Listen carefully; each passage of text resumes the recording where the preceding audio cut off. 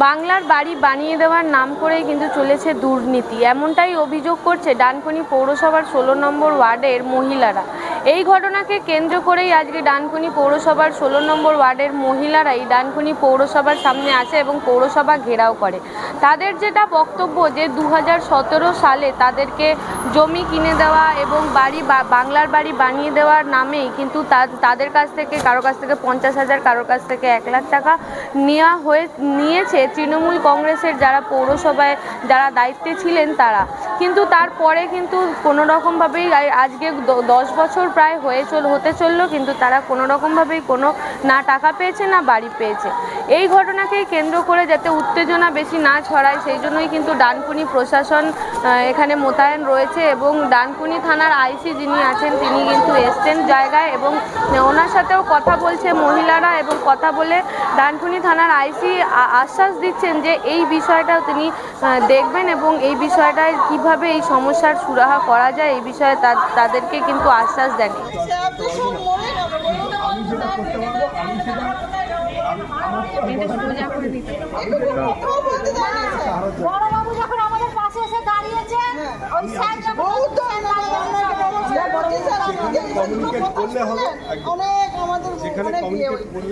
আমরাও খোঁজ করছি যে কোথায় কমিউনিকেট করলে সঠিক ব্যবস্থা হতে পারে, সুরাহা হতে পারে, সেটা আমরাও চেষ্টা করছি। আপনারাও চিঠি করুন, আমরাও সেখানে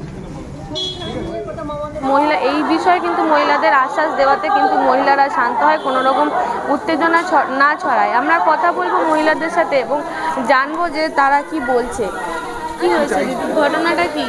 আমাদের 2017 সালে মানে ওরা সবাই এসে বলেছে যে তোমরা তো লাইন ধারে থাকো, লাইন ধারে রেল যখন তুলে দেবে তখন তোমরা কোথায় যাবে, তাহলে এখানে বাংলার বাড়ি হচ্ছে, আমরা তাহলে তোমাদের সহযোগিতা করব বা ব্যবস্থা করে দেবো। যখন আমি বললাম তাহলে আমাদের কি করতে হবে, তখন বললো যে তাহলে তোমাদের সবাই মিলে জায়গাটা কিনে দিতে হবে।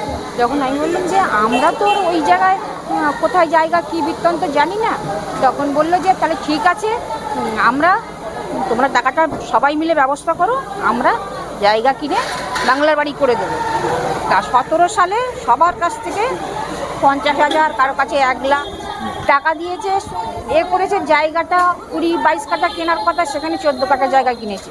জায়গাটা সেখানে রাস্তাও নেই, আর আমরা সেখানে দেখিও নি, কিছু লোক গেছে গিয়ে দেখেছে। একবার পৌরসভায় এসেছিলাম, সবাই পৌরসভা আসতে আমাদের সাথে কথা বললো না, কিছু করলো না, উল্টে 6 জনকে কেস দিয়ে দিল, ঝামেলা করতে এসেছে। হ্যাঁ, এখন কি চাইছি?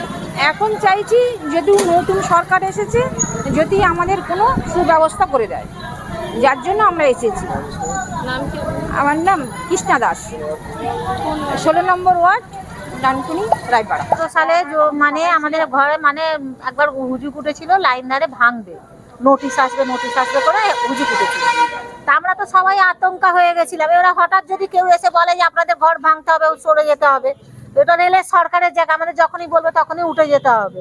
হ্যাঁ, তা আমাদের উনি বলেছিল, পূর্ণিমা চক্রবর্তী ছিল আর প্রকাশ রা ছিল, ঠিক আছে। আমাদের বলে এক বেলতলায় আমাদের মিটিং ডাকলো, সব মানে আমাদের লাইন ধারে যতগুলো আছি সবাইকে ডাকা হলো। বললো যে এরকম তোমাদের পূর্বসভা থেকেই বলা হয়েছিল, মানে চেয়ারম্যান উনি বলেছিল এরকম তো তোমাদের ঘরদোর ভাঙবে, তো তোমরা কিছু ব্যবস্থা করেছো? আমরা তখন সবাই মিলে বললাম দেখুন ম্যাডাম, আমাদের তো কোনো ব্যবস্থা হয়নি, আর আমরা দিন আনা দিন খাওয়া মজুরি লোক, তো আমরা কোথা থেকে ব্যবস্থা করবো? আপনি যদি পারেন তো বলুন, আমাদের বুদ্ধি দিন কি করে কি করা যায়, ঠিক আছে। এই কথাটা আমরা বলেছিলাম। তো উনি বললো ঠিক আছে, যখন আপনারা আমাদের বুদ্ধি চাইছেন তাহলে একটা কাজ করুন, আপনারা সবাই মিলে জায়গা কিনুন, করে আমাদের বাড়ি আপনাদের বাংলার বাড়ি করে দেওয়া হবে, ঠিক আছে। ঠিক আছে, তাহলে বাংলা সবাই, সব গরিব বুড়ি মানুষ কতগুলো সবাই একতার হয়ে পূর্ণিমা চক্রবর্তী, দিলীপ মজুমদার, ওদেরকেই আমরা হেড ভেবেছিলাম আর ওনাদেরই ভালো ভেবেছিলাম। সবাই বিশ্বাস করে আমাদের লাইন ধারে 48 জন 50,000 টাকা করে দিল। তারপরে আমাদের বললো যে ঠিক আছে, এরকম তোমরা জায়গা কিনে দেওয়া হবে। প্রকাশদা আমাদের সঙ্গে সঙ্গে সব জায়গায় গেছে জায়গাকে দেখতে, কোথাও এতটা অব্দি জল, কোথাও মানে কোমর মানে পাক ভর্তি খাল, সেখানে ওইসব আমাদের মানে পছন্দ হয়নি। পূর্ণিমা চক্রবর্তী সেই কি রামকৃষ্ণ মন্দির আছে ওইখানে আমাদেরকে নিয়ে গেল। হ্যাঁ, জমিটা কি আপনারা নিজেরা কিনেছিলেন? জমিটা আমাদের কাছেও ছিল না, সব টাকা পূর্ণিমা চক্রবর্তী ছিল, প্রকাশ রা, দিলীপ মজুমদার, রাজেশ কর্ণকর, তারপরে মিলন দে আর প্রদীপ সরকার, কাকুলি হালদার, হ্যাঁ, তা রমা রায়। আচ্ছা, এদের সবাইকে পূজা। আপনারা টাকা দিয়েছিলেন? হ্যাঁ। এদের উপরই দায়িত্ব ছিল জমি কিনে বাড়ি করে দেওয়া? হ্যাঁ। সম্পূর্ণটাই? হ্যাঁ, সম্পূর্ণ সব যত কোনো টাকা সব ওদের হাতেই আমাদের দেয়া হয়েছিল। তারপরে হ্যাঁ। এখন সেটা এখনো পর্যন্ত বাড়ি তো দূরের কথা, জায়গা 20 বিঘা কেনার কথা, সেখানে কিনেছে 14 কাঠা জমিতে লেখা, দলিতে লেখা আছে। ঠিক আছে, এখন ওই নতুন যে স্যার এসছে উনি বললো যে ঠিক আছে, আমি তো এসব জানি না, চেয়ারম্যান প্রকাশটা আসুক, আমরা কথা বলবো, তারপরে তোমাদেরকে আমরা ডাকবো। কি নাম আপনার? আমার নাম মালতী ভগত, কোন ওয়ার্ডে বাড়ি আপনার? 16 নম্বর ওয়ার্ড, মনোহরপুর, রায়পাড়া। ঘটনাটা কিছুই হয়নি। ওনারা 2017 সালে জায়গা কিনেছিলেন। আগের যে গত বোর্ড ছিল সেই বোর্ডের একটা মনে হয় এসেছিলো বাংলার বাড়ি স্কিম, তো সেখানে ওনাদের জায়গা কিনতে বলা হয়েছিল। একটা গৃহরক্ষা কমিটির মাধ্যমে ওনারা একটা জায়গা কিনেছিলেন।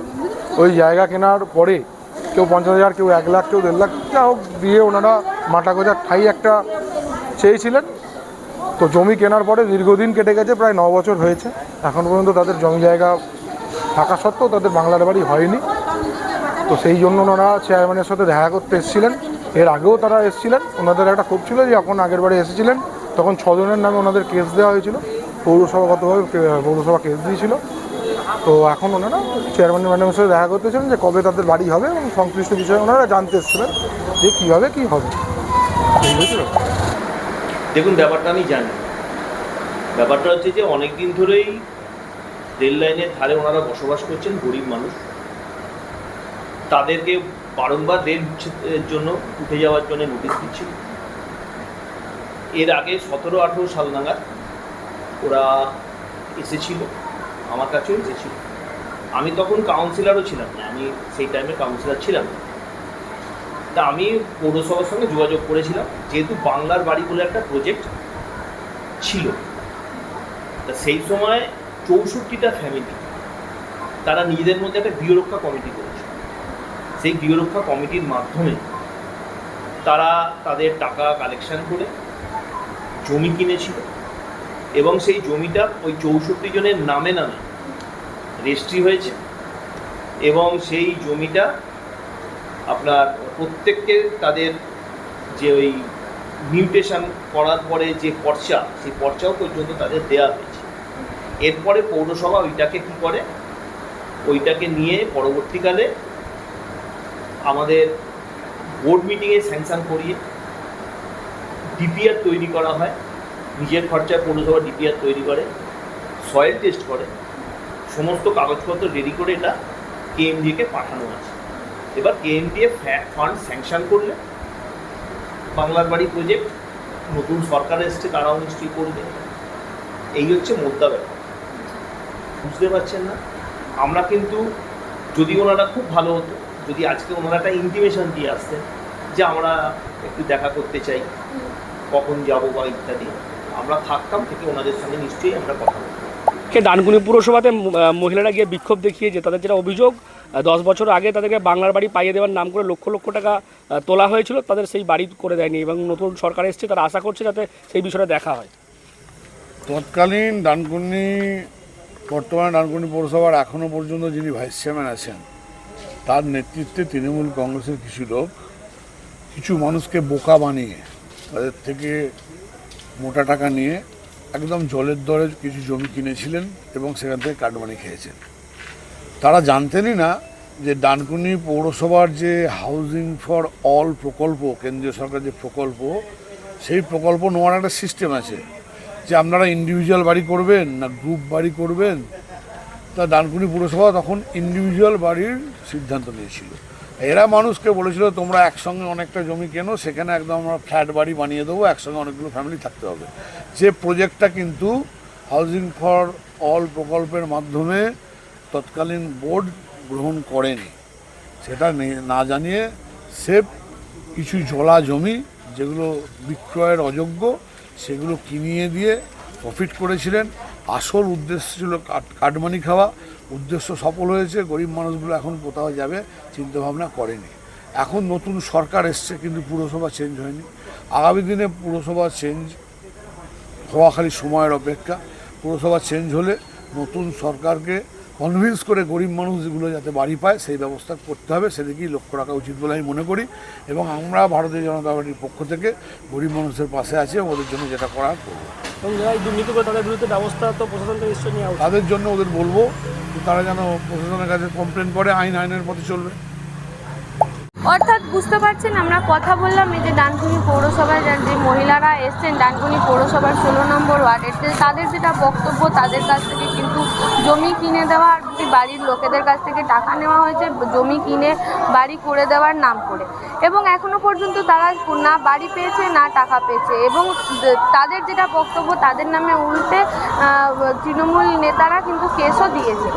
এখন দেখার এটাই, এবার সরকার বদল হয়েছে, এই যে বাড়ি মহিলাদের যেরকম বক্তব্য যে বাড়ি করে দেওয়ার নাম করে টাকা হয়েছে, তারা কি টাকাও রিটার্ন পায় বা বাংলার বাড়ি কি তারা আদৌ পাবে, এটাই দেখার বিষয়। এবং তাদের যে অভিযোগ রয়েছে যে তৃণমূল নেতাদের যাদের বিরুদ্ধে যে টাকা তাদেরকে দিয়েছে তাদের বিরুদ্ধে যে নতুন সরকার আসার পরে যে কোনো কিছু ব্যবস্থা নেওয়া হচ্ছে কিনা, এটাই দেখার। এ বিষয়ে আপনারা কি বলবেন অবশ্যই কমেন্ট করবেন কমেন্ট বক্সে। এ ধরনের খবর পেতে নজর রাখবেন ডিএনএন বাংলায়। ডিএনএন বাংলা, সবার মনে সবার খবর।